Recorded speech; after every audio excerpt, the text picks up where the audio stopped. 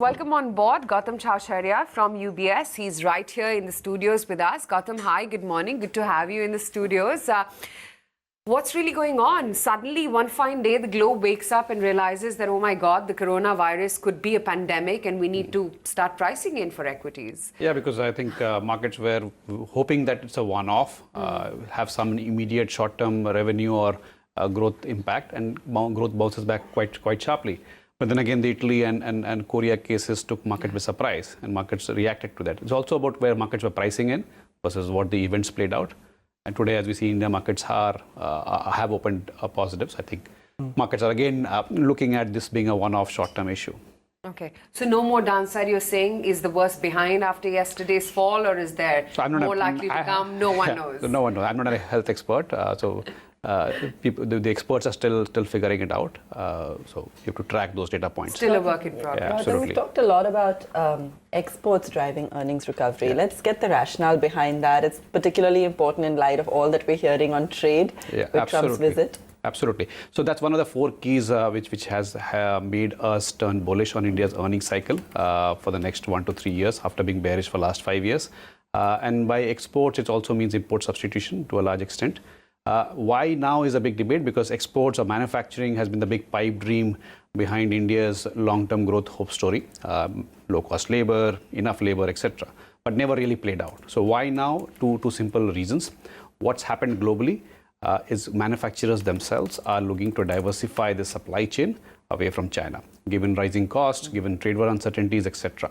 And this didn't exist 3 years, 5 years, 10 years back. So that's a big change.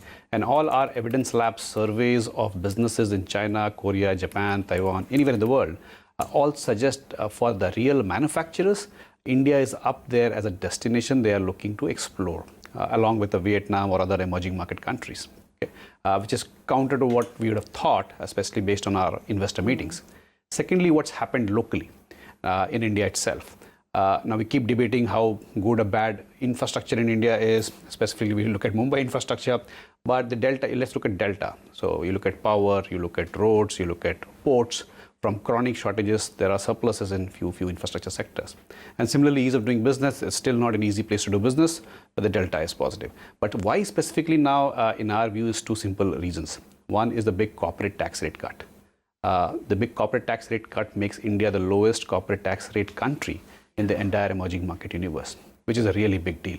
And this happened now. It didn't happen 1 year, 3 years back. Secondly, what happened now is also labor reforms. It's ongoing. And this has been missed in the current pessimism news flow around us. So labor reforms, 4 labor codes, 1 has been passed by both houses of parliament, 3 have been tabled in parliament. And sitting here, we haven't really seen any broad-based political opposition to this reform measure. So these are happening today. And it's also showing up in early data points in our view. And the best example of that is net electronics imports. This was being talked about as India's next oil 3 years, 2 years back. Okay, after rising year on year for last few years, for the first time this year, net electronics imports have declined. And it's not a slowing economy. So if you break down the numbers, it's exports rising, imports slowing. So this is happening. So can this become a big deal in the next 1 to 3 years? We all hope so, but too early for us to be sure of that. But what we can say from an earnings cycle framework is, compared to last 5 years, the next 3 years exports or net exports will be better and meaningfully better to drive a macro cycle or an earnings cycle. The manufacturing which is moving away from China, it's also moving to Thailand, Indonesia and Vietnam. That is what data is indicating. While the first part is absolutely right, whether it's trade war or concentration or labor cost, manufacturing is moving away from China. But India may have a lower tax rate, corporate tax rate cut, but we have structural issues, land, labor, high cost of capital. That's where I think the challenge is. Absolutely. So, and Vietnam has been one clear early beneficiary of this trend, also because of its geographical proximity to China. They clearly benefited. But where India has an edge over any of these markets is scale of local markets, which China had. None of these markets have. So that any manufacturer sets up here, it's also targeting the local market. And scale of resources, and that's also relevant. For example, Vietnam is already facing double-digit wage inflation so early in the move. So if there is a big trend over the many years, India is one of the few countries which offers that scale of resources, whether it's labor or land or power generation, for example, which can absorb that. So it's more for India to lose rather than India not being a beneficiary. So we can debate the scale of impact, how these things play out, but net delta should be any which way there. Okay, so what you're saying is that, look, what happened to cars in 1990s, where India first was only importing cars and we were only making local Fiat and ambassadors. Yeah, absolutely. Now we perhaps could emerge as a large destination which becomes a electronic exporter. It's happening as we speak. Which are the categories where India has become an exporter of electronics? So in many categories. So again, exporter is also, you should look at, one is import substitution, and second is the first stage of exports is not you become the globally largest exporter. First stage you start exporting to some markets and then you expand on that. Mobile phones is the best example. From 100% imports few years back, today 50 to 60% is manufactured locally. And we're not talking about pure assembly. There are almost 250 odd plants of mobile handset in India. There are only 5-10 brands. So clearly, India has moved away from pure assembly to some component manufacturing also. Again, it is not manufacturing the most critical or the value-add components. That's still some time away. But assembly has moved on to value addition also. For example, apparently, this was quoted by one of our meetings in Delhi. India is the largest manufacturer of mobile chargers globally. Really? Already. Okay. That's trivia. Yeah. So again, these things don't happen overnight, unlike a stock market. But we have to catch the trend. The trend shows there is momentum building up.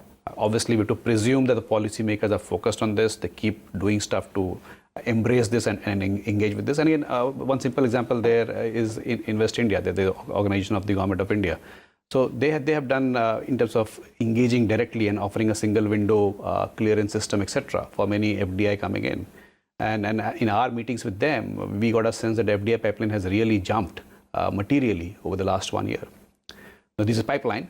You have to see but how as an equity investor, how do you benefit from all of these things? I mean, how many of these are listed players? Absolutely. So it's not a direct proxy. So there are direct proxies in small cap world, which we don't cover. Manufacturing, textiles, appliances, electricals, etc. But the real beneficiary, as we saw in China, is macro. So if India really catches on to this will mean higher GDP growth. This will mean higher credit growth, more jobs, higher consumption, higher auto sales. It's a very powerful macro driver. And that's the story now going forward, isn't it? Yeah. Absolutely. Do you know of any company which has already indicated that they are looking at a sizable investment in India and they want to take advantage of the tax rate cut? The announcement from HUL is important, but the announcement from HUL is a clear indication that here's a company which otherwise would have set up a manufacturing plant, now setting up a manufacturing plant in a subsidiary. So what I'm trying to understand from you is that at least we've not picked up any large greenfield or brownfield expansion plans which so far have come post trade war and post the tax cut. So you have seen. So in electrical appliance, mobile phone handsets, we've clearly seen that. So again, these are news flow based. Apple, Foxconn, Xiaomi, Samsung. Samsung is apparently setting up its biggest handset manufacturing plant in India. So this is all news flow based. We haven't met them and we haven't heard this. Is this a trend which you would say, just like IT sector, when India started its relationship with IT exports, it changed the way how India's per capita, the job market, and how the middle class and consumption changed. Absolutely. Could this be that needle moving trend which will change the way how the skilled labor requirement and how skilled labor per capita and consumption patterns will change? Absolutely. So this is the solution. So India has been facing a structural headwind to growth over the last 7 years or 8 years. We are noticing it now in the guise of either GST or NBFC crisis. But even before NBFC crisis or even before the GST impact, passenger car sales for a few years were growing in single digits, which is actually below potential for India. The structural headwind which India was facing was lack of quality jobs. So unlike IT last decade, even the other high quality job creators, the financial services, insurance, telecom, etc., they were not adding jobs at the same pace, and of course IT services. And this, how do you fill this gap, is the only way to do it is manufacturing. So this is the well-known solution globally for any emerging market, well-known template. It's been a big hope story for India for many years. Now we're seeing the building blocks for this to potentially play out. So are the economic indicators pointing towards a higher market level in, say, the next 1 year? So in the next 1 quarter or so, we're still grappling with the lag effect of the NBFC crisis. We're still trying to resolve that. Our view is it will resolve. That's our base case view, because a lot of the issues which caused the NBFC crisis and the growth slump are being normalized. So NBFC crisis coincided with tightening fiscal and tight monetary policy. So if for 9-10 months, India had tight monetary policy, tight fiscal policy, and NBFC crisis, so obviously we'll have a growth slump. All these things have been normalized as we speak, so it will normalize. But beyond the next quarter or two, obviously the base effect kicks on in terms of Y&Y growth rates, so that will help both earnings and GDP. But ultimately, investors will look through this. So key is beyond this base effect driven thing, are there indicators for the cycle to pick up? And that's where our 4 keys framework comes in. So the keys where we are hopeful of, one is exports, second is property sector, and third is the credit cycle, because the banking system to a large extent is much better recapitalized and repaired than it has been in the last 5-6 years.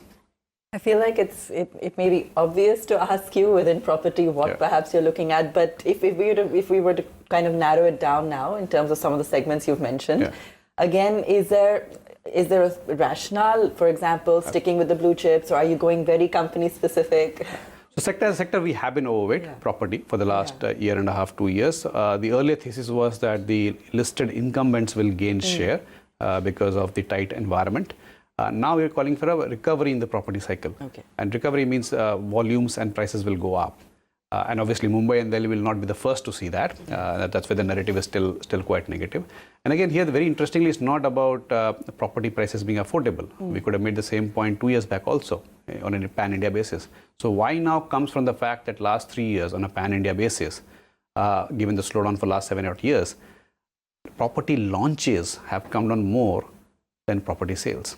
So the inventory to sales ratio on a pan-urban India basis has come down to levels where we see building blocks for a recovery. And we're seeing that already evident in a couple of micro markets like Hyderabad and Ahmedabad, for example, where this framework is showing up in recovery in volumes and prices. So this is about a gradual recovery in the property cycle, which is also interesting in the context of our discussion, because for the last 7 years in India, in a growing emerging market like India, for 7 back-to-back years, property sales have been declining. That's true. So that reflects the big headwinds the Indian macro has been facing. Why is Gautam Chhaochharia sounding so bullish to me? I somehow have this memory of you talking about GDP contraction, earnings are concerned. The word which you are using today is growth. The word which you normally used in the last 3 years is contraction. So we have been bearish on earnings growth for India for sure for last 5 years odd. And using the same framework. So property was at continuous decline. There was no manufacturing export story. The credit cycle we all knew, the mess the banking sector was in it. So how could you have a growth pickup? The entire banking system, which is key to the growth cycle, was not doing well. And policy, the 4th key is policy. Fiscal and monetary policy bias for last 5 to 6 years in India has been to bring inflation down and improve macro stability, which is inherently against growth. So all the levers which drives earnings upcycle were missing, but markets obviously kept on hoping that we'll have the recovery. Now those levers can play out. So that's exactly what my question was. Markets anticipated that all this recovery is going to happen, and they've already made it to 12K. Now what? Because this is already in the price. Not really, because markets at a headline level, yes. But as we all know, last 2 years, India is at a very, very narrow market. If you look at the small mid-cap world, India has been a bear market for the last couple of years. Even in the headline Nifty level, it's only 10 stocks which have done well. So it's been a narrow market. And even versus emerging markets, India has not been a great market for the last year and a half. So when you talk about the earnings upcycle coming back, it basically means the breadth of the market finally comes back. Do you think the average investor has gotten used to exponential jumps, though?